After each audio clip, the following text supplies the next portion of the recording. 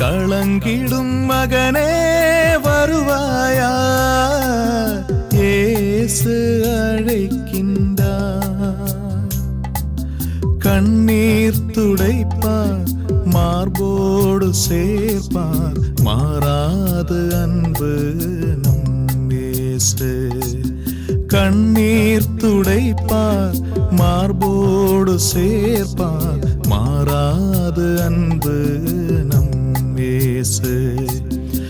இயேசு கிறிஸ்துக்குள் பிரியமானவர்களே, அருமை ஆண்டவர் இயேசு கிறிஸ்துவின் பரிசுத்தமுள்ள திருப்பெயரிலே நல்வாழ்த்துக்கள். இந்த விடுதலை நேர நிகழ்ச்சி வழியாக உங்களை சந்திப்பதிலே நான் மகிழ்ச்சி அடைகிறேன். உள்ளத்தின் ஆழத்திலிருந்து ஆண்டவருக்கு நன்றி கூறுகின்றேன். பிரியமானவர்களே, விடுதலையின் நேரம். இறை வசன வார்த்தைகளை கேட்கிற பொழுது அது நமக்கு விடுதலை கொடுக்கிறதாகவே அமைந்து செயல்பட்டு கொண்டிருக்கிறது. அதற்காகவே அருமை ஆண்டவர் இந்த அமைப்பை உருவாக்கி நடப்பித்து வருகிறார். அவர் பேசுகிற வார்த்தை தான் இந்த தெய்வீக திருவிழத்திலிருந்து தூய ஆவிக்குள் நாம் பயிர்ந்து கொண்டிருக்கிறோம். இந்த நாளிலும் அன்பு ஆண்டவர் நம்மோடு கூட பேசுகிற வார்த்தையை கேட்க நம்மை நாம் ஒப்புக்கொடுக்கலாம். அன்பின் ஆண்டவரை, இந்த மாலை வேலைக்காக உமக்கு கூடான கொடி தோத்திரங்களும் துதிகளும் ஆராதனைகளும் ஏறெடுக்கிறோம். ஆண்டவரே, எங்களை முற்றிலுமாக தாழ்த்தி உடைய சமூகத்தில் ஒப்புக்கொடுக்கிறோம். ஆண்டவரே, எங்களோடு கூட பேசும். உம்முடைய வார்த்தை வாழ்வளிக்கிற வார்த்தை, விடுதலை அளிக்கின்ற வார்த்தை, மீட்பளிக்கின்ற வார்த்தை. அந்த வார்த்தையை எங்களுக்கு தாரும். ஆண்டவரே பேசும். உம்முடைய பிள்ளைகள் நாங்கள் கேட்கிறோம். ஆமேன், ஆமேன். பிரியமானவர்களே, தூய ஆவியானவர் உணர்த்துகின்ற வசன வார்த்தைகளை தெய்வீக திருவிழத்திலிருந்து நான் எடுத்து சொல்லிக் கொண்டிருக்கிறேன். அநேக சகோதர சகோதரிகள் வார்த்தைகளை கேட்டு மிகவும் மகிழ்ச்சி அடைகிறார்கள், பகிர்ந்து கொள்ளுகிறார்கள்.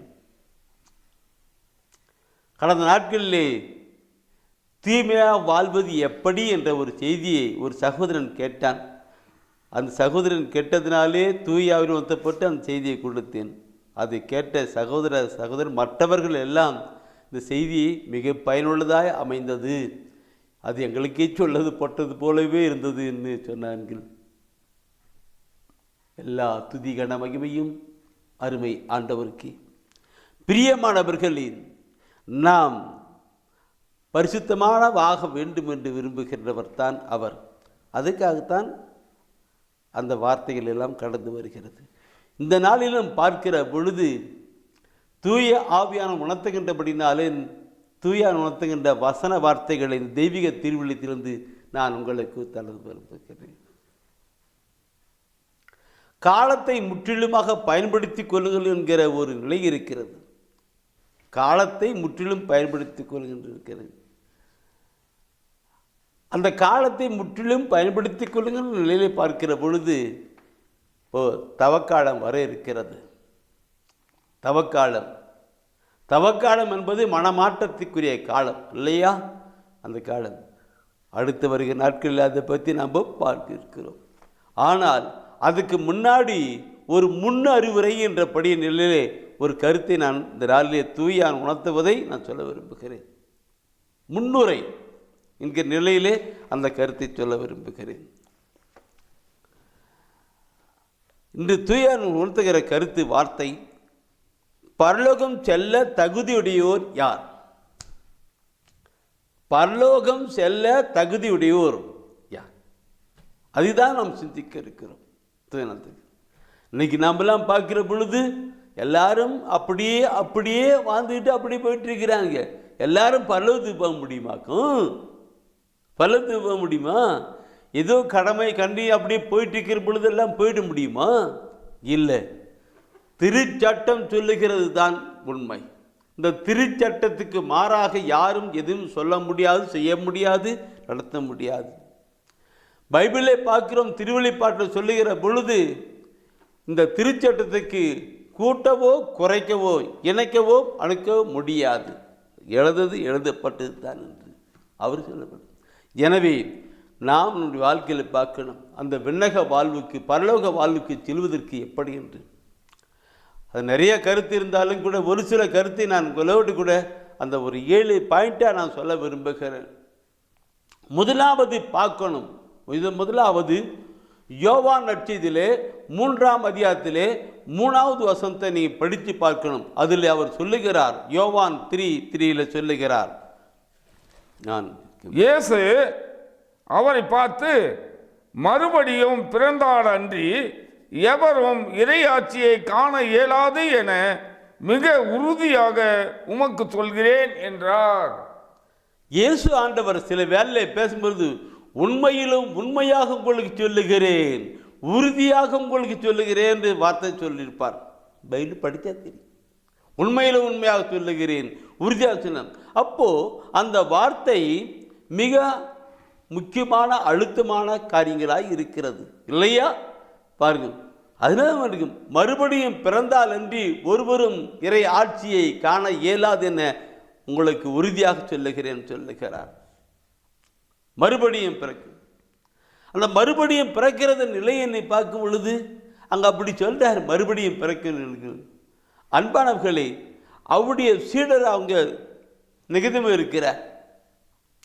அவர் என்ன பண்ணுறாருன்னா, அவர் கேட்குறார், போதகரே, இப்போ எனக்கு 74 வயசாச்சு, நான் இன்னும் போயிட்டு அம்மா வயசில் போயிட்டு பிறக்க முடியுமா? மறுபடியும் போய் நுழைஞ்சு பிறக்க முடியுமா? அப்போது ஆண்டவர் அங்கே விளக்கம் சொல்கிறாரு, அப்படி இல்லைடா, மறுபடியும் பிறக்கதுன்னா பாவத்தை பொறுத்து மட்டிலே இறந்து தூய ஆவியிலே பிறக்கப்பட வேண்டும். அதுதான் பாவத்தை பொறுத்து மட்டிலே இறந்து தூய ஆவியிலே பிறக்கணும். அதுதான் மறுபடியும் பிறக்கிறது. நிற்கும் மறுபடியும் பிறக்கிறது. பாவம் பாவத்தை பொறுத்து மட்டிலே இறந்து நிற்கும். எப்படி இருக்கின்றது நிற்கும்? உண்மையான ஒரு நிலையை நாம் பார்க்கிற பொழுது பிரியமானவர்களே, அந்த வசனத்துடைய பிற்பக்கம் அப்புறம் படித்து பாருங்க. இதில் ரோமர் புத்தகத்தை எடுங்க.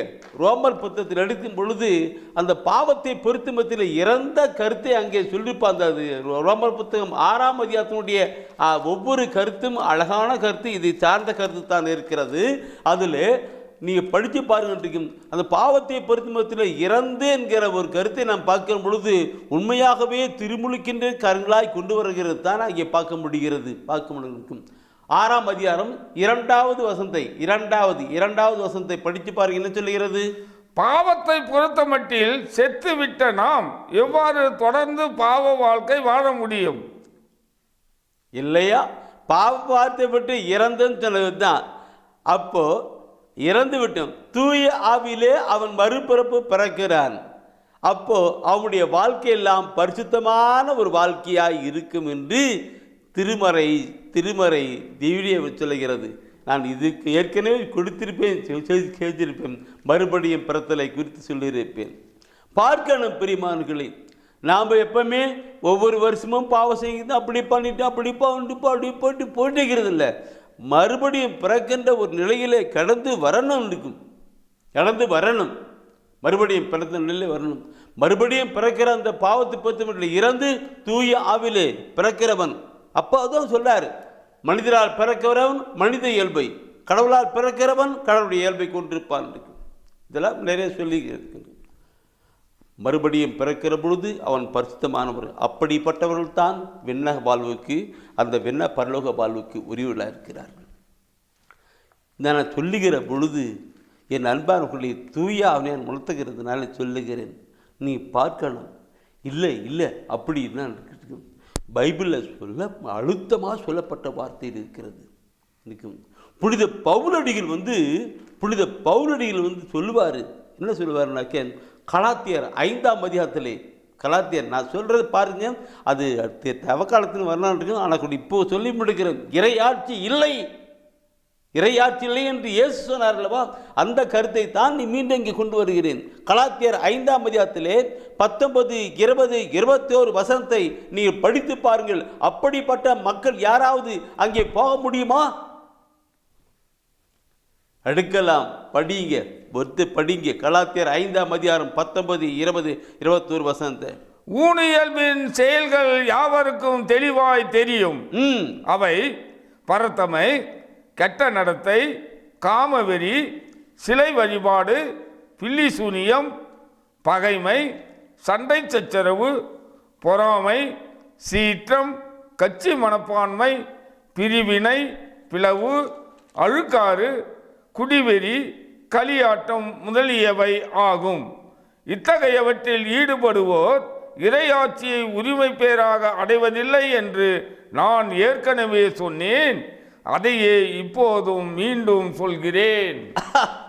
இல்லைங்களா? புனித சொல்லிட்டு அப்படி பாருங்க, ஏற்கனவே சொன்னது இப்பயும் சொல்லுகிறேன். இப்படிப்பட்டவங்களாம் போக முடியாது. இப்படிப்பட்டவங்களாம் போக முடியாது. இதே ஒன்று குறி சொல்லியிருப்பார். அது நீங்கள் இதே கருத்து தான் எனக்கு இருக்கு சொல்லப்பட்டிருக்கும். அதில் 9வது வசனத்தை நான் படிக்கிறேன். அப்படி பார்க்கும் 9வது வசனம், தீங்குகளை போர்க்கு இறையாட்சியில் உரிமை இல்லை என்று உங்களுக்கு தெரியாதா? ஏமாந்து போகாதீர்கள். ஏமாந்து போகாதீர்கள். ஏதோ நான் கிறிஸ்துவன் அப்படி இப்படி சொல்லிட்டு போயிட்டு இல்லை, கிடையாது. உண்மையாகவே பரிசுத்தமான வாழ்க்கை வாழுகிறவர்களுக்குத்தான் கடவுளை மறுபடியும் பிறந்து பரவர்கள்தான் அங்கே போக முடியும் என்று மிக அழகாய் சொல்லியிருக்கிறார். நம்முடைய வாழ்க்கையில் நாம் சிந்தித்து பார்க்கணும் இருக்கும். இப்படிப்பட்ட நிலையில் இருக்கிறவர்கள் போக முடியாது. த ஃபர்ஸ்ட் பாயிண்ட், மறுபடியும் பிறக்கிறவனுடைய வாழ்க்கையில் கடவுளுடைய ஆவியால் பிறக்கிறான். அன்பின் ஆவினாலே, அந்த பரிசுத்தமுள்ள தேவானுடைய கடவுளுடைய ஆவினாலே பிறக்கிறான். அவனுக்கு அந்த இயல்பெல்லாம் ஆட்டோமேட்டிக்காக வந்துக்கிட்டே இருக்கும். எனக்கு இருக்கும் அந்த ஒன்லி இந்த பரிசுத்தம். இரண்டாவது ஒரு அந்த கடவுளுடைய அந்த குண நல காரியங்கள் எல்லாம் ஆட்டோமேட்டிக்காக வந்து நிற்கும். மத்தேயுவில் 5ஆம் அதிகாரத்தில் மலை பிரசங்கம், இயேசு ஆண்டவர் கொடுத்த முதல் பிரசங்கத்தின் காரியங்கள் மலை பிரசங்கம் தான். அதில் 5ஆம் அதிகாரத்திலே 3வது வசனம் சொல்லுகிற வார்த்தையை பார்க்கணும். 5ல் 3வது வசனம் சொல்லப்பட்டிருக்கிறது, ஏழையரின் உள்ளத்தோர் பேறு பெற்றோர், ஏனெனில் விண்ணரசு அவர்களுக்கு உரியது. அவர்களுக்கு உரியது. அதுகளுக்கு, அதாவது இது புதிய மொழிபெயர்ப்பு ஏழையரின்னு சொல்லப்பட்டிருக்கு. அது பழைய மொழிபெயர்ப்பில் எளிய மனதோரின் சொல்லப்பட்டிருக்கு. அந்த கருத்து ரெண்டு ஒன்று கருத்து தான் நிற்கும். அந்த உள்ளத்தோர் பேறு பெற்றவர், அது ஏழையரின் எளிய உள்ளத்தோர் பேறு பெற்றோர், விண்ணரசு அவர்களுக்கு உரியதாக இருக்கிறது. அந்த எளியவர் எப்படி, அவங்களுடைய வாழ்க்கை எப்படி இருக்கும்? எப்படி இருக்கும்? அதாவது ஒரு ஏழைன்னு சொல்லப்பட்ட கருத்து ரொம்ப ஆழமான கருத்து போயிட்டுருக்கும். இன்றைக்கி ஒரு ஏழை இருக்கிறான், அவன் எப்போ பாரு கடவுளையே நம்பியிருப்பான் இல்லையா? கடவுளை நம்பிப்பான். பெரிய பணக்காரர் இருக்கிறான், அவனுக்கு அதையே நம்பியிருப்பான். பெரிய பணக்காரர் அதை நம்பியிருப்பான். ஏழை அப்போ இந்த ஏழை எப்பயுமே ஆண்டவரையே சார்ந்து இருக்கிறான். ஆண்டவர் தான் அவனுக்கு விரோதமாக பாவம் பண்ணலாமா? அப்படிப்பட்ட நிலையில் அந்த நிலை இயல்பு அவனுக்குள்ளாக வந்து கொண்டிருக்கிறது. நான் சொல்லுகிற பொழுது நாம் நம்முடைய சமுதாயத்தில் இருக்கிற மக்களை அப்படியே நீ கண்ணோக்கி பாருங்க. இல்லைங்களா? பணக்காரனுடைய நிலையெல்லாம் அப்படி, ஆனால் ஏழைனுடைய நிலை என்ன அதோ ரொம்ப வருப்பட்டுக்கு. இது குறித்து நான் கடந்த நாட்களில் கூட சொல்லியிருக்கிறேன், ஒரு சாட்சியத்தை சொல்லியிருக்கேன். ஏழை உள்ளத்தில் பேறு பெற்றோர். இந்த கருத்துக்களின் உள்ளத்தில் பார்க்கிற பொழுது எப்படி இருக்கிறது பிரியமாக நம்முடைய வாழ்க்கையை பார்க்கணும், நம்முடைய வாழ்க்கையை சிந்தித்து பார்க்கணும். ஏழை எப்பொழுதும் ஆண்டவரையே நம்பியிருக்கணும், அவரையே தஞ்சம் என்று, நீரே என் அடைக்கலம், நீரே நம்பிக்கை, நீரே புகலிடம் அன்று அவரையே நம்பியிருக்கிற பொழுது, அவரையே சார்ந்திருக்கிற பொழுது அவர் தானே நம்மையும் அந்த நிலையிலே கொண்டு போவார். இதற்கு தேவை அந்த உள்ளம், அந்த உள்ளம் உள்ளவோர் பேறு பெற்றவர்கள், அவர்களுக்கு விண்ணரசு உரிதாக இருக்கிறது என்று அங்கே சொல்லப்பட்டிருக்கிறது. கருத்துக்களை பார்க்கணும், கருத்தை பார்க்கணும். இந்த கருத்தோட கருத்து நான் பார்க்குற பொழுது பிரியமாகலே நான் அடுத்த ஒரு இன்னைக்கு மக்களை பார்க்கணும். நிறைய கருத்துக்கள் இருக்கும். நான் தவறாமல் கோயிலுக்கு போகிறேன், வரேன், தேரை தூக்குறேன், பட்டாசு வெடிக்கிறேன், என்னென்னமோ பக்தி வச்சு என்னென்னமோ செஞ்சுட்டு இருப்பான்னு சொல்லுவான் இருக்கு. ஆனால் இந்த பரிசுத்தமான நிலை இருக்க வேண்டும். இல்லையென்றால் இல்லை. அது எப்படிப்பட்ட ஒரு நிலை இருந்தாலும் அந்த நிலை இருக்கப்பட வேண்டும். தூய்மை பரிசுத்தம் தான் அங்கே கொண்டு போகிறது. பரிசுத்தான் தன் தாண்ட மேட்டுமை அகம்பாவம் இல்லைனாக்க அதெல்லாம் ஒன்று கிடையாது. நீங்கள் பைபிளில் அந்த வசனத்தை நீ குறித்து படித்து பாருங்க. அதாவது சொல்லப்பட்டிருக்கும். மத்திய 7ஆம் அதிகாரத்தில் பார்க்கிற பொழுது 21வது வசனத்தில் அங்கே ஒரு கருத்து சொல்லியிருப்பார். அந்த கருத்து நீங்கள் அப்புறமால படித்து பாருங்க. 21 இருக்காங்க. 21வது வசனம் முதல்ல படிங்க, அது போதும். படித்து பாருங்க. என்னை நோக்கி ஆண்டவரே ஆண்டவரே என சொல்பவரெல்லாம் விண்ணரசுக்குள் செல்வதில்லை, மாறாக விண்ணுலகில் உள்ள என் தந்தையின் திருவுளத்தின்படி செயல்படுபவரே செல்வர். எப்படி கூடிய அப்ப நம்ம என்ன பண்ணிருக்கோம்? நான் அப்படி பக்தி முயற்சி செய்கிறேன், இப்படி பக்தி முயற்சி செய்கிறேன், அந்த விசுவாசம் இருக்கேன், இப்படி விசுவாசிக்கிறேன், எல்லாம் ஓகே. ஆனால் என் தந்தையின் திருவுளம் என்ன? என் தந்தையின் திருவுளத்தின்படி செயல்படுகிறவர்களே வாழ்கிறவர்களே நடப்பிக்கிறவர்களே அங்கே செல்வார்கள் என்று. எல்லாரையும் கொண்டு போயிட்டு அங்கே உட்கார வைக்க முடியுமா? எல்லாரையும் கொண்டு போயிட்டேக்கு இல்லைன்னு. அதுதான் பரலோகத்து செல்ல தகுதியிடவன் இருக்கு. என்ன நான் கடந்த நாட்கள் சில சகோதரர் கூட அருமையாக ஒரு பாட்டு பாடியிருப்பார் இருக்கு. அந்த பாட்டு பாடுக்கு நாம் எல்லாம் பரிசுத்தராவதே நம் தெய்வத்தின் திருசித்தம். நாம் எல்லாம் பரிசுத்தராவதே நம் தெய்வத்தின் திருசித்தம். பரிசுத்தம் இன்றி தெய்வத்தை யாரும் தரிசிக்க முடியாது. நாட்கள் சகோதரர் இந்த பாடலை பாடியிருக்கிறார், நீங்களும் கேட்டிருக்கிறீங்க இல்லையா? எல்லாமே கொண்டு போய் அங்கே போய் சேர்த்த முடியுமா? எல்லாமே கொண்டு போய் அங்கே சேர்த்த முடியுமா? பரிசுத்தமான ஒரு வாழ்க்கை வாழ்கிறவர்கள் தான் மறுபடியும் பிறக்கிறவர்கள், எளிய மனது கொண்டிருக்கிறவர்கள். இரண்டாவது பார்க்கிற பொழுது இந்த ஒரு நிலையிலே பரிசுத்தமான நிலையை கடந்து செயல்படுகிறவர்கள் தான் அந்த விண்ணக வாழ்வுக்கு உரியவர்களாக இருக்கிறார்கள் என்று சொல்லப்பட்டிருக்கிறது. ஒவ்வொரு வசனத்தையும் பார்க்கிற பொழுது எனக்கும் பிரியமானவர்களை இந்த வசன வார்த்தையெல்லாம் எப்படியெல்லாம் சொல்லப்பட்டிருக்கிறது, நம்முடைய வாழ்க்கை எப்படி இருக்கிறதுன்னு பார்க்கணும். இந்த தவக்காலத்துக்கு முன்னாடி இந்த ஒரு இன்ட்ரடக்ஷன் மாதிரி நான் இதுக்கு சொல்ல விரும்புகிறேன் தான். சரி,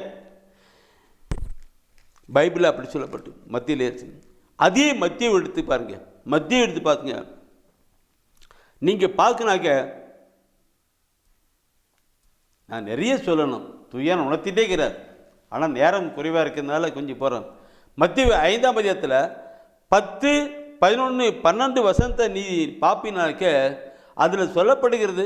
முன்ன சொல்லப்பட்ட வார்த்தைக்கு இணைக்கிங்க வந்து செட்டப் பண்ணிருக்கும். எப்படி பாருங்க, மத்திய 5ஆம் அதிகாரம் 10, 11, 12 வசனம். நீதியின் பொருட்டு துன்புறுத்தப்படுவோர் பேறு பெற்றோர். ஏனெனில் விண்ணரசு அவர்களுக்கு உரியது. என் பொருட்டு மக்கள் உங்களை இகழ்ந்து துன்புறுத்தி உங்களை பற்றி இல்லாதவை பொல்லாதவை எல்லாம் சொல்லும் போது நீங்கள் பேறு பெற்றவர்கள். மகிழ்ந்து பேருவகை கொள்ளுங்கள்.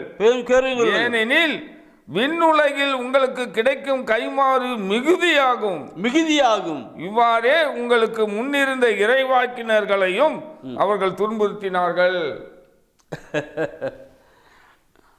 என்ன கருத்து இல்லையில்ல? நீதியின் பொருட்டு துன்புறுத்தவர்கள். என் அன்பானவர்களே, இதை நான் நிறைய சாட்சியத்தோடு சொல்லிக்கிட்டே இருக்க முடியும். சாட்சியத்தோடு நீதியின் பொருட்டு துன்புறுத்தல். எனக்கு தெரிந்த ஒரு சகோதரர் ஒரு அலுவலகத்திலே வேலை செய்கிறார். அங்கே நிறைய இன்கம் அவுட்கம் எல்லாம் போகிற இடம் இருக்கு. அப்போது அங்கே இருக்கிற சகோதரன் அங்கே கடவுளுக்கு பயந்து உண்மையான நிலையில் போயிட்டுருக்கிற மனுஷன் இருக்கு.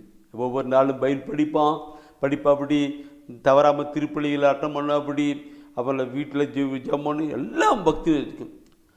அப்படி இருக்கு. அப்போ அந்த சகோதரனை ஒரு அந்த ஆஃபீஸ்லேருந்து வேற ஒரு ஆஃபீஸுக்கு போட்டாங்க. அவங்க போட்டிருக்கான். அங்கே என்ன பண்ணாக்க இந்த பணம் கொடுக்கறது வாங்கிறது எல்லாம் நிறைய தப்பாக நடக்கும். இவன் அதுக்கு இந்த சகோதரன் அதுக்கு ஒத்து வராதனால இவன் மேலே இல்லாத குற்றத்தையெல்லாம் சுமத்திட்டாங்க. இவன் அப்படி பண்ணிட்டான் இப்படி பண்ணிட்டான்ட்டு இல்லாத குற்றம் சுமத்தினாங்க. அவன் எப்படி சொல்லும்போது கடவுள் ஒருத்தர் இருக்கிறாருங்க, அவருக்கு தெரியும். அவன் சொல்கிற போது எப்பயுமே கடவுள் ஒருத்தர் இருக்கிறார், அவருக்கு அப்படி தெரியும் சொல்லிட்டு அவனும் தின்னு போட்டுவான். அதில் வீட்டில் வந்து ஆண்டர்கிட்ட குடும்பம் எல்லாம் ஜோம் பண்ணிட்டாங்க. எனக்கும் ஃபோன் பண்ணிட்டு, பிரதர் இந்த மாதிரி விஷயம் ஆகிப்போச்சு பிரதர், இப்படி ஆகிப்போச்சு, எனக்காக ஜோம் பண்ணிக்க பிரதர். நான் உடனே இந்த வசனம் தான் சொன்னேன். இந்த மாதிரி தம்பி, கடவுள் உண்மை உள்ளவர், அவர் உனக்காக போராடுவார். அது பைபிளில் எவ்வளோ வார்த்தை இருக்குது, அப்படி பயப்படாத அப்படின்னு செய்வார். என் அன்பாவுகளே, பார்க்கணும் கொஞ்ச நாளைக்கு பின்னாடி இன்றைக்கு இந்த நீதியின் காரியங்கள் எல்லாம் செயல்பட்டு அங்கே அவருடைய காட்சிக்கு முன் வந்து செயல்பட்டது. என்னால் என்ன தெரியுங்களா, அந்த சகோதரனை அந்த இடத்துல உயர்த்தி விட்டார்கள். அந்த அலுவலகத்திலே அந்த சகோதரனை உயர்த்தினார்கள். இது நான் ஏன் சாட்சியம் சொல்லுகிறேன் என்றால், நாம் எல்லாரும் ஆண்டவருக்கு முன்பாக உண்மையாக உத்தமாக பரிசுத்தமாக வாழ்கிற பொழுது ஆண்டவர் நம்மை ஆசீர்வதித்து உயர்த்தவராக இருக்கிறார். இது உலகப்புறமான நிலையில் என்று அந்த கருத்து தான் இருக்கும். துன்புறுத்தம் இல்லாத இருக்கும். இந்த வசன வார்த்தையை நீ பார்க்கும்போது இருக்கும். இன்னைக்கு நாம் சொல்லுகிறோம், அநேக சகோதரர் சொல்லுவார்கள், பிரதர் இப்படிலாம் இருக்குது பிரதர் இருக்கு. நீங்கள் அப்புறமால வச்சு படித்து பாருங்கள். மத்தேயுவில் 5ஆம் அதிகாரத்தில் 44, 45 வசனத்துலலாம் கருத்து சொல்லப்பட்டிருக்கும். 45, 44, 45 வசனம் சொல்லப்பட்டிருக்கும். நீ அன்புக்குறவனுக்கு அன்புக்குறனால என்ன இருக்குது? இல்லை, உன்னை துன்புறுத்துறதுக்காக நீ ஜெபம் பண்ணு, அவளுக்காக மண்டாடு, அப்பொழுதுதான் நீ விண்ணக தந்தையின் மக்களாக இருப்பீர்னு சொல்லப்பட்டிருக்கும். என்ன இருக்கும்? அவங்களுக்காக நாம் கடந்து போகணும். அந்த வாசனை பட்டிருக்கும். நாம் என்னைக்கு நாம் பைபிளை எடுத்து படிக்கிற பொழுதுதான் அதுக்கு நமக்கு நல்வாழ்வுக்கு வழிகாட்டிகளாக, ஆசீர்வாதத்துக்கு வழிகாட்டிகளாக அமைந்து கொண்டே இருக்கோம். நாம் தான் பைபிளை எடுக்க மாட்டோமே. எடுக்கணும், படிக்கணும். படிக்கிற பொழுது அந்த வார்த்தை நமக்கு ஆசீர்வாதத்துக்குள் கொண்டு போகிறதா இருக்கிறது. ஓ மை காட் ஜீசஸ் அல்லேலூயா. இதை நாங்கள் சொல்லுகிற பொழுது நீ பார்த்தீங்கன்னா மத்தேயுவில் 5ஆம் அதிகாரத்தில் அந்த வசனத்தின் காரியங்களை இன்னும் அதிகமாக சொல்லணும். இந்த 5ஆம் அதிகாரத்தை அந்த மலைப்பிரசங்கத்திலிருந்து தான் ஆரம்பிக்கிறது இல்லையா? அந்த அப்படியே நீ படித்து ஒவ்வொன்றும் வாங்கிட்டு அந்த 19, 15, 40, 40 அதில் பார்க்கும் பொழுது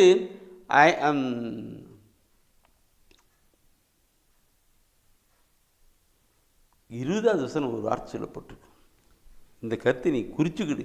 அந்த வசனம் அதிகம் படித்து பாருங்க. மலைப்பிரசங்கத்தில் ரொம்ப வச்சு வாங்கியிருக்கிறார்.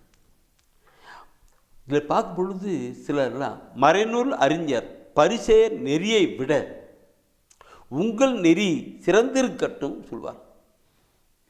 பரிசேயர் அந்த மறைநூல் அறிஞர் நல்லா பைபிளை படிச்சுட்டு அப்படி பண்ணிட்டு இப்படி பண்ணிட்டேன் அவங்களை விட பரிசேயர் அவர் நெறியை விட உங்கள் நெறி சிறந்திருக்கட்டும். இல்லைனியில் நீங்கள் விண்ணரசுக்குள் போக முடியாது சொல்கிறாங்க. இதை நான் சொல்லி அதிகமாக நான் மாட்டிக்கூடாது இல்லைங்களா? மாட்டிக்கிட்டேன். இன்றைக்கி எப்படியோ வாழ்ந்துக்கிட்டு இருக்கிறாங்க இல்லைங்களா? அவங்கள விட நாம் உண்மையாக இருக்கணும் தான் நான் சொல்லி வருகிறேன். அப்படி வருகிற பொழுது மறைநூல் அறிஞர்னாக்க இன்றைக்கி பைபிளை படித்தேன் அப்படி பண்ணிட்டுருக்கோம். எனவே நம்மளுடைய வாழ்க்கையை கொண்டு வரணும். உண்மையாகவே இந்த செய்தி வரும் காலத்திற்கு நமக்கு பயனுள்ளதாக அமைந்து கொண்டே இருக்கும்.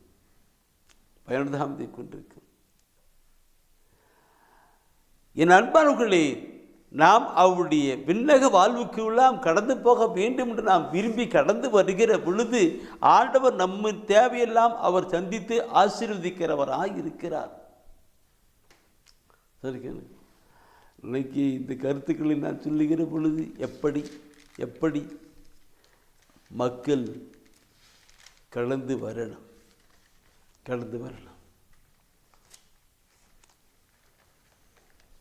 அன்பானவர்களே, ஆண்டுடைய திருவிழமும் அவருடைய இறை இயக்கமும் என்ன?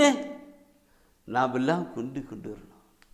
அவருக்குள்ளாக பரிசுத்த பிள்ளைகளாக, அப்பா நான் என்னுடைய பிள்ளைகள் எல்லாம் நல்லவர்களாக, பரிசுத்தமுள்ளவர்களாக, உண்மை உள்ளவர்களாக, நீதியில் அப்படியே இருக்கணும்னு நான் விரும்புகிறேன் இல்லையா? இருக்கிறோம் இல்லையா? அப்படி பொழுது நம்மையெல்லாம் தாயின் கருவத்திலே உருவாக்கி பராமரித்து படைப்பித்து நடப்பித்து வருகிற அந்த அன்பு தகப்பனுக்கு எப்படி ஏக்கம் இருக்கு இல்லையா? அதுதான் இந்த கருத்தை நாம் பார்க்கணும். நேற்று தினத்திலே நான் மறுபடியும் பிறந்தால் அன்றி ஒருவரும் விண்ணரசை காண முடியாது என்ற செய்தியிலே ஆரம்பித்தேன். யோவான் 3:3 சொன்னார். அந்த மறுபடியும் பிறந்தால் அன்றி என்கிற நிலையை நான் பார்க்கிற பொழுது, பிரியமானவர்களே, ஊதாரி மகனுடைய வாழ்க்கை நீ பார்க்கணும். லூக்கா நற்செய்தியிலே 15ஆம் அதிகாரத்திலே பார்க்கிறோம் இல்லைங்களா? அது நீங்கள் அதிகமாக உங்களுக்கு தெரியிருக்கு. அங்கே அவன் அறிவு, அதாவது அப்பா விட்டுட்டு போயிடுறான். பணம் வளர்த்துலாம் போய்கிறான். போயிட்டு சாப்பிடுவதற்கு கூட எல்லாம் செலவு பண்ணிட்டான். கையில் காசெல்லாம் காலி. சாப்பிடுவதற்கு கூட உணவு இல்லாத ஒரு பன்றி தின்கிற உணவை கூட கிடைக்காத ஒரு நிர்பந்தம் ஆகிற பொழுதுதான் அப்பாவை பற்றி நினைச்சு பார்க்கிறான். அது ஏற்கனவே நான் சொல்லியிருப்பேன் நினைக்கிறேன். பார்க்கணும் இல்லைங்களா? அவன் அறிவு தெளிந்தவனாய், என் அப்பா வீட்டில் இவ்வளவு வேலைக்காரனுக்கு தேவையான உணவுக்கு அதிகமாக இருக்கிற பொழுது நான் ஏன் இப்படி பட்டினியாக சாகணும் என்று அறிவு தெளிந்தவனாய் திரும்பி வருகிறான். அப்போ திரும்பி வருகிற பொழுது அந்த அப்பா சொல்லுகிறது வார்த்தை பார்க்கணும். அந்த வேலைக்காரங்களை சொல்றாரு, என் மகன் இறந்து போயிருந்தான், மீண்டும் உயிர் பெற்றான் என்று. என் மகன் இறந்து போயிருந்தான், மீண்டும் உயிர் பெற்றான் சொல்லுகிறார். இறந்து போயிருந்தான், மீண்டும் உயிர் பெற்றான். அதுதான் மறுபடியும் பிறக்கிறது. அந்த மறுபடியும் பிறக்கிறது, மீண்டும் உயிர் பெற்றான் சொல்லி கெட்டு ரொம்ப பாடுபட்டு திரும்பி வருகிற அவன் அப்பா நமக்கு எதிராகவும் கடவுளுக்கு எதிராக பாவம் பண்ணப்பா என்னை மன்னிச்சிருக்கேன்னு சொல்லிட்டு அங்கே அப்பா கிட்ட வரேன் இல்லைங்களா? அப்பா சொல்றார், இன்னைக்கும் என் மகன் இறந்து போயிருந்தான், மீண்டும் உயிர் பெற்றான். வருகிற மகன் திரும்பி போவானா? வருகிற மகன், அப்பாவிடம் வருகிற மகன் திரும்பி போவானா? திரும்பி போகவே மாட்டான். கருத்தை சிந்தித்தானால் இருக்கும். அதுதான் மறுபடியும் பிறத்து பரிசுத்தமான ஒரு வாழ்க்கை நிலை. அப்படிப்பட்ட நிலையிலே வருகிற மக்களுக்கு நான் சொல்லுகிற ஒரு கருத்தை தானும் மத்தேயுவில் 5:3 ஏழை எளிய மனது என்று பார்க்கும். என் நோக்கி அவரை கொண்டு வருகிற கருத்துகளெல்லாம் கடந்த நாட்களிலே ஒவ்வொரு வசனம் பற்றி நாம் சிந்தித்து பார்த்தோம். பிரியமாகுள்ளே நிறைய கருத்து இதை நான் சொல்லுகிற பொழுது பிரியமாகுள்ளே அந்த வார்த்தைகளை பார்க்க எப்படிலாம் சொல்லப்பட்டிருக்கிறது. மத்தேயுவில் அது இயேசு சொல்கிற வார்த்தை பண்ணுங்க. மத்தேயுவில் 18ஆம் அதிகாரத்தில் 3ஆம் வசனம் எடுங்க. 18:3 இதுவே மார்க்கிலையும் சொல்லப்பட்டிருக்கு. மார்க்கிலையும் 10ஆம் அதிகாரத்தில் 14ஆம் வசனம் சொல்லப்பட்டிருக்கும். மார்க்கில் 10ஆம் அதிகாரம் 14ஆம் வசனம் சொல்லப்பட்டிருக்கும். ஆமாம், அது கரெக்ட் தான். அதில் பார்க்கணும். இது ரெண்டும் அப்புறம் பிடிக்கும். அதில் 10 மத்தேயு எடுங்க. மத்தேயுவில் 18ஆம் அதிகாரத்தில் 3ஆவது வசனத்தை படித்து பாருங்க. என்ன சொல்கிறது? நீங்கள் மனம் திரும்பி சிறு பிள்ளைகளை போல் ஆகாவிட்டால் விண்ணரசில் புகமாட்டீர்கள் என உறுதியாக உங்களுக்கு சொல்கிறேன். என்ன சொல்றாரு? இன்னைக்கு சிறு பிள்ளைகளை போல ஆண்டவர் இயேசு சொல்லுகிற பொழுது நிறைய ஓமையாக சொல்றார். ஏன் ஓமையாக சொல்றாரு? நாமெல்லாம் புரிஞ்சுக்கிறதுக்காகவே ஓமையா சொல்லியிருக்கிறார். நீ சிறு பிள்ளைகளைப் போல மாறவில்லை என்றால் என்று. ஒரு குடும்பத்தில் வாழ்கிற நமக்கு அதிகமாக சொல்ல தேவையில்லை இல்லையா? அந்த பிள்ளைகள் எப்படி இருப்பாங்க, சிறு பிள்ளைகள் எப்படி இருப்பாங்க? கள்ளம், கபடு, சூது, வாதி எதுவுமே இருக்காது. ஒரு பக்கம். இரண்டாவது பார்க்கிற பொழுது எதான ஒன்று இருந்தா கூட தேவைன்னாக்க அப்பா அம்மா கிட்ட தான். இது தேவைன்னு எல்லா இருந்தாலும் அப்பா அம்மா. இதெல்லாம் பயம் வந்துருச்சு, யாரா அடித்தாங்க உடனே அப்பா அம்மாவுக்கு தான். இந்த கருத்தை நான் அதிகமாக சொல்ல தேவையில்லை இல்லையா? நம்முடைய வாழ்க்கையின் அனுபவத்தில் பார்த்து கொண்டிருக்கிறோம். அப்போ நம்ம பார்க்கணும் இருக்கு. அந்த பிள்ளைகளுடைய நம்மளுக்கு கள்ளம், கபடு, சூது, வாது எதுவுமே இருக்காது. நம்ம ஒரு அடிச்சா கூட இருக்கும், அடுத்து மறந்துட்டு போயிருப்போம். மன்னிக்கிறது, ஏற்றுக்கிறது எல்லாமே அந்த பிள்ளைகளுக்கு இருக்கிறது, அந்த நிலைக்கு இருக்கு. அப்போ அவங்க அப்படி என்னப்பட்ட நிலைக்கு இருக்கு. 12வது அப்பாவுக்கிட்ட அம்மா கிட்ட எப்போ பாரு சண்டை இருக்குது. இதா தேவைனாக்க அப்பா அம்மா தேவை என்ன. இது இப்போ கருத்துக்கள் இல்லை. அதனால்தான் ஆண்டவர் இயேசு கிறிஸ்து அந்த சிறு பிள்ளைகளைப் போல மாறு என்றார். சிறு பிள்ளைகளுக்கு இப்படிப்பட்டவர்களுக்குத்தான் அக்கடை அங்கே அவ்விடத்திலே உண்டு. நான் சொல்கிற ஒவ்வொரு வசனத்தையும் நினச்சி பாருங்க. அங்கே போய் சேரவங்க எப்படிப்பட்ட ஆளாக இருப்பாங்க, இப்படிப்பட்ட நபராக இருப்பாங்க. அங்கே எப்படி இருக்கும், எப்படி இருக்கும், பரலோகத்தில் எப்படி இருக்கும் இல்லைங்களா? சிந்தனை பண்ணி பார்த்தா நிறைய கருத்து இருக்கும். Oh my god. சரி, நான் இதை பற்றி நான் நிறைய சொல்லணும் போல இருக்கும். ஆனால் இன்னைக்கு பார்க்கணும் பிரியமாக்களே, அங்கே சிறு பிள்ளைகளைப் போல மாறவில்லையாண்டா சொன்னார். மார்க்கில் சொல்ல பாட்டார் இல்லைங்களா? மார்க்கில் அந்த 10ஆம் அதிகாரத்தில் அப்படி சொல்லிட்டு வரல, அந்த 14, 16 அப்படியே நீ பார்த்தினாக்க செல்வர்கள் விண்ணரசில் நுழைய முடியாதுன்னு ஒரு வார்த்தை இருக்கும் 10ஆம் அதிகாரத்திலே. அப்படி பார்த்தினாக்க அதில் 11லேருந்து 23 வசனத்துலேயும் பார்த்தினாக்க அவர் கொள்கை சொல்கிறாங்க. 10ஆம் அதிகாரத்தில் 17லேருந்து 23 வசனத்தை வச்சு நீங்கள் படித்து பாருங்கள். அப்புறமா ஒரு பெரிய பணக்கார இளைஞ வாலிபன் வருகிறான். அவரு ஆண்டவரே, போதகரே, நிலைவாழ்வு பெறுவதற்கு, முடிவில்லா வாழ்வு பெறுவதற்கு, நித்திய வாழ்வு பெறுவதற்கு நான் என்ன செய்ய வேண்டும் என்று கட்டளையெல்லாம் கடைபிடிப்பேன். நான் சின்ன பிள்ளைலேருந்து கட்டளைகள்லாம் கடைபிடிச்சிட்டு தான் இருக்கிறேன், கட்டளை தான் கடைபிடிச்சிட்டு தான் இருக்கிறேன். அப்படியா? ஓகே, கட்டளை கடைபிடிச்சிட்டு நம்ம என்ன சொன்ன இல்லை, மறைநூல் அறிஞர் பரிசேரை போல இருக்கிறார். இவன் சொல்கிற எல்லாம் கடைபிடித்தான் இருக்கிறேன். ஓகே ஓகே, அப்படின்னா நான் என்ன செய்யணும்? அப்போ அவர் சொல்கிறாரு, என்ன சொல்லிக்கும், உன் 23ஆம் வசனம் படிப்பாங்களா? 23ஆம் வசனம் எடுக்க எல்லாம் பைபிள் எடுத்துக்கிறீங்க. எனக்கு உண்மையிலே ரொம்ப சந்தோஷம். எல்லாம் பைபிள் எடுக்கிறீங்க, ஓப்பன் பண்ணுறீங்க, எழுதுறீங்க, படிக்கிறீங்க. 23ஆம் வசனம் படிக்க என்ன சொல்லுது? இயேசு சுற்றிலும் திரும்பி பார்த்து தம் சீடரிடம், செல்வர் இறையாட்சிக்கு உட்படுவது மிகவும் கடினம் என்றார். ஏன் ஏன் அப்படி சொன்னார்? அங்கே பணக்காரன் பாலிவன் சொன்னார் ஆண்டவர். என்ன ஆண்டவர் சொன்னார்? உன் செல்வத்தான் விற்று ஏழை கொடுத்துட்டு என்னை பின்பற்றி வான்னு சொன்னார். உன் செல்வத்தெல்லாம் விற்று ஏழை கொடுத்துட்டு என்னை பின்பற்றி வான்னு சொன்னார். அப்படி கேட்ட உடனே அவன் அப்படியே அப்படியே அப்படியே ஓடி போயிட்டான். அப்படியே அப்படியே ஓடி போயிட்டான். இதெல்லாம் நம்ம சிட்டாவதராபான்னு சொல்லிட்டு போயிட்டான். பரலோகம் அரசனுக்கு தேவையில்லை இல்லைங்களா? எனக்கு தேவைதான் இருக்கு. நான் இதை பற்றி நேற்று இது சொல்லியிருக்கிறேன். அதாவது விண்ணக வாழ்க்கை நடிக்கிறதுன்னு சொல்லியிருக்கேன்.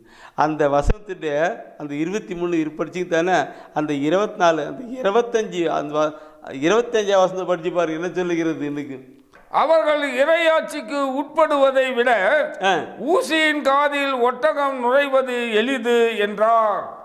எளிது என்றார்.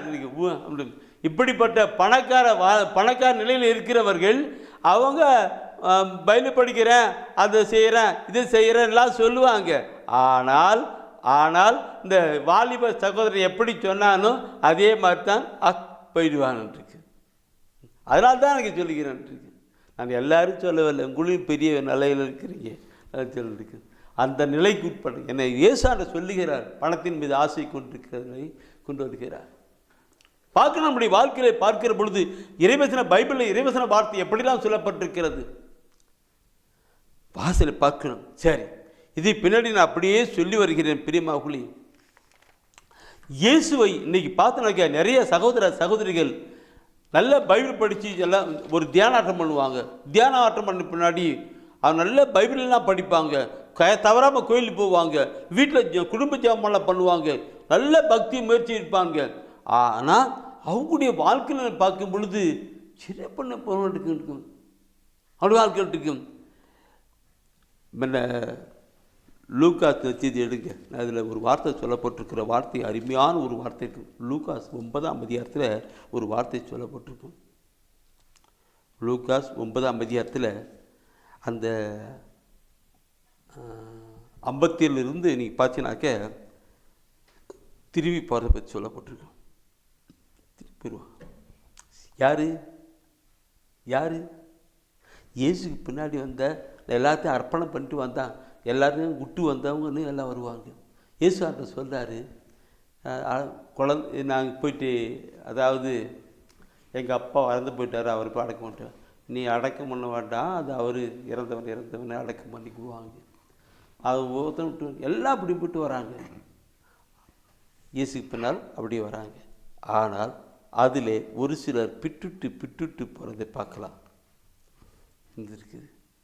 ஆனால் அவங்கள கூட இப்படி பண்ணிட்டார்.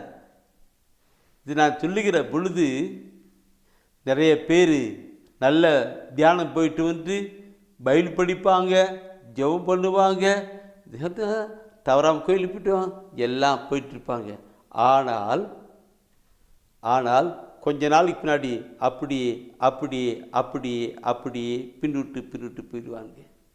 உலக போக்கிலே ஆண்டவருக்காக உழைக்கணும்னு கடந்து வருவாங்க. ஆண்டவருக்காக உழைக்கணும், லட்சியத்தை அறிவிக்கணும், அப்படி பண்ணணும் இப்படி பண்ணணும்னு நினச்சி வருவாங்க. ஆனால் பின்னுட்டு போயிட்டு இருப்பாங்க. முன்ன பணக்கார வாலிபனை சொன்ன இல்லைங்களா, அந்த கருத்தோடு கூட இந்த கருத்துக்களையும் கொண்டு வரத்தான் நான் இருக்கேன். அதுதான் சீடர்களை கொண்டு வந்து அப்படி சொல்லிட்டு வர்றார் இயேசு ஆண்டவர். சீடர்களை கொண்டு கொண்டு வரான்ட்டு பின்னிட்டு போயிடுவாங்க. கட்டில் பார்த்தானாக்கே எனக்கு தெரிஞ்ச நிலையில் எனக்கு இப்போ வந்து நான் நற்செய்தி அறிவிப்பு ஊழியத்திலே 36 வருடமாக நானும் சகோதரரும் ஊழிய செய்து 36 வருடமாக ஊழிய செய்து கொண்டிருக்கிறோம். அதில் நாங்கள் பார்த்த அனுபவங்கள் நிறைய உண்டு. சில சகோதர சகோதரிகள் எல்லாம் ரொம்ப ஆர்வமாக ஜபத்தில் கலந்துக்குவாங்க, அப்படி பண்ணுவாங்க இப்படி பண்ணுவாங்க. ஆனால் கடைசியில் பார்த்தா அவங்க ஆளே இருக்க மாட்டாங்க, பின்னிட்டு போயிட்டுருப்பாங்க. நான் பார்த்துட்டு என்னப்பா எங்கே காண, ரொம்ப நாளாக காண, எங்கே போயிட்டேன்ட்டுங்க, அப்படி தலையை கீறிட்டு அப்படி போயிட்டுருப்பாங்க. ஏன் பின்னிட்டு போயிட்டாங்க அப்படின்ட்டு.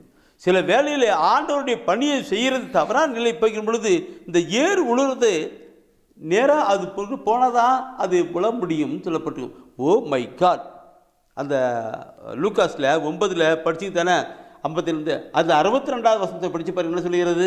இயேசு அவரை நோக்கி, கலப்பையில் கை வைத்த பின் திரும்பி பார்ப்பவர் எவரும் இறையாட்சிக்கு உட்பட தகுதி உள்ளவர் அல்ல என்றார். இல்லைங்களா? முன்னாடி வரணும். அப்போ அதுக்கு கலப்பையில் கை வச்சிட்டு முன்னாடி எப்படி போகுதோ அப்படி போயிட்டே இருக்கணும். ஆனால் திரும்பி பார்த்தோன்னாக்கா கலப்பை எப்படி போகுதுன்னு தெரியாது. இது இந்த கருத்தை நீங்கள் உக்காந்துக்கிட்டு கொஞ்ச நேரம் சிந்தனை பண்ணி பாருங்க. எங்கெங்கேயோ கொண்டு போய் சேர்க்கும், எப்படிலாம் கொண்டு போய் சேர்க்கும் இல்லைங்களா?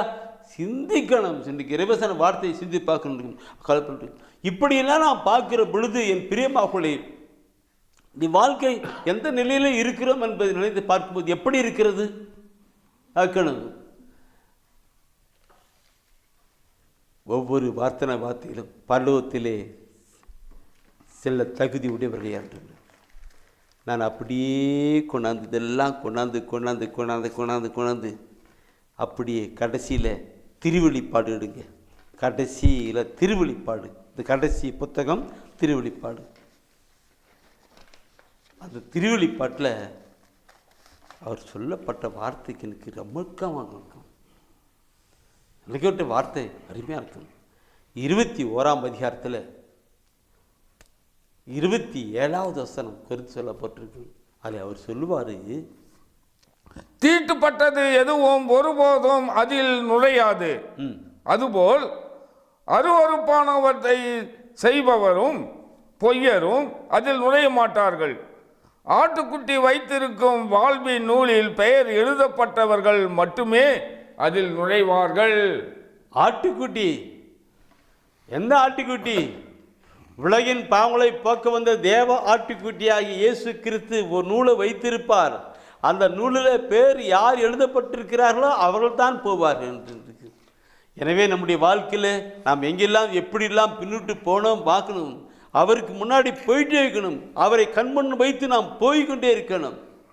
அதற்காக அந்த கண்மண் வச்சு போனாக்க அப்படியே கொண்டு போயிட்டு பல்லவம் சேர்த்ததாக இருக்கும். ஒப்புக்கொடுக்கலாம். ஜெபிப்போம். இயேசுவின் பின்னால் நானும் செல்வேன், திரும்பி பார்க்க மாட்டேன்.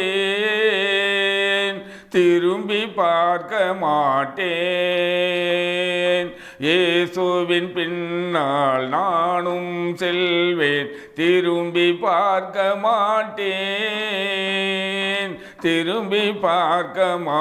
மாட்டேன். சிலுவையே முன்னால், உலகமே பின்னால். சிலுவையே முன்னால், உலகமே பின்னால். இயேசு சிந்திய இரத்தத்தினாலே விடுதலை அடைந்தேனே.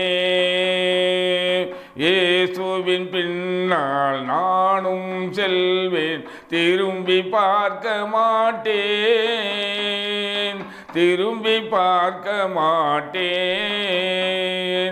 அச்சமும் இல்லை, அதிர்ச்சியும் இல்லை, அடியேன் உள்ளத்திலே. ஆண்டவர் இயேசு அடைக்கல பாறை, ஆதலின் குறையில்லை. ஆண்டவர் முன்னால், அகிலமே பின்னால். ஆண்டவர் முன்னால், அகிலமே பின்னால். அன்பர் இயேசுவின் வார்த்தையினாலே விடுதலை அடைந்தேனே. அன்பர் இயேசுவின் வார்த்தையினாலே விடுதலை அடைந்தேனே. இயேசுவின் பின்னால் நானும் செல்வேன், திரும்பி பார்க்க மாட்டேன்.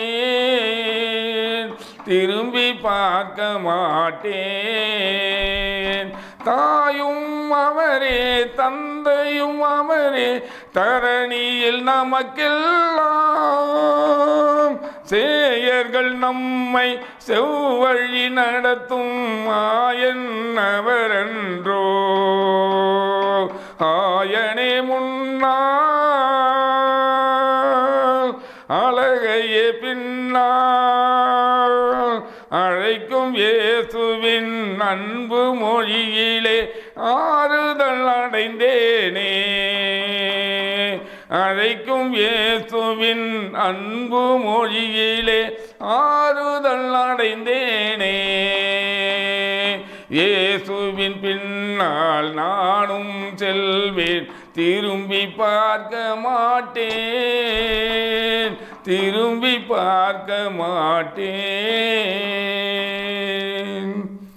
ஆமாண்டவரே, உலகம் முடியும் வரை நான் உங்களோடு கூடவே இருக்கிறேன் என்று சொன்ன எங்கள் அன்பு ஆண்டவராகிய இயேசு கிறிஸ்துவே, எங்களை மீட்பதற்காக விண்ணிலிருந்து மண்ணகம் இறங்கி வந்த எங்கள் அன்பு ஆண்டவரே, வார்த்தையே மண்ணுருவாகி எங்களிடையே குடிகொண்டிருக்கிறவரே, உம்மை நன்றியோடு உம்மை போற்றுகிறோம், துதிக்கிறோம், ஆராதிக்கிறோம், உமக்கு நன்றி செலுத்துகிறோம் ஆண்டவரே. இதோ இந்த நாளிலே ஆண்டவரே, பரலோகம் செல்ல, விண்ணகம் செல்ல தகுதியுள்ளவர் யார் என்று ஆண்டவரே, இதோ இந்த நாளிலே உமது இறை வார்த்தையின் வழியாக ஆண்டவரே நீர் எங்களுக்கு வெளிப்படுத்தி கொடுத்த கிருபைக்காய் உமக்கு நன்றி செலுத்துகிறோம் ஆண்டவரே. யார் யாரெல்லாம் நிலைவாழ்வு அடைவார்கள் என்று ஆண்டவரே நீர் எங்களுக்கு இதோ இந்த நாளிலே கற்பித்த கிருபைக்காய் உமக்கு நன்றி செலுத்துகிறோம் ஆண்டவரே, நன்றி செலுத்துகிறோம் ஆண்டவரே. உண்மையே நாங்கள் பின் செல்ல ஆண்டவரே எங்களுக்கு கிருபை தாரும் ஆண்டவரே. இதோ இந்த உலக நாட்டங்களிலிருந்து நாங்கள் பின்வாங்கி செல்லாமல் ஆண்டவரே உண்மையே எங்கள் கண் முன் நிறுத்தி ஆண்டவரே உமது இறை வார்த்தையை எங்கள் வாழ்வாக்க ஆண்டவரே எங்களை ஆசீர்வதியும் ஆண்டவரே.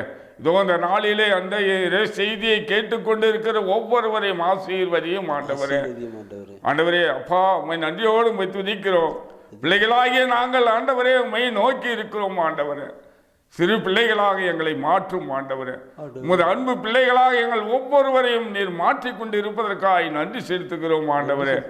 ஆண்டவரே இதோ அன்று ஊராதி மகன் தன் தந்தையை விட்டு விலகி சென்றது போல ஆண்டவரே இதோ இந்த நாளிலே உம்மை விட்டு வெகு தொலைவில் இருக்கிற ஒவ்வொருவரையும் ஆண்டவரே அவர்கள் உள்ளத்திலே நீர் பேசும் ஆண்டவரே.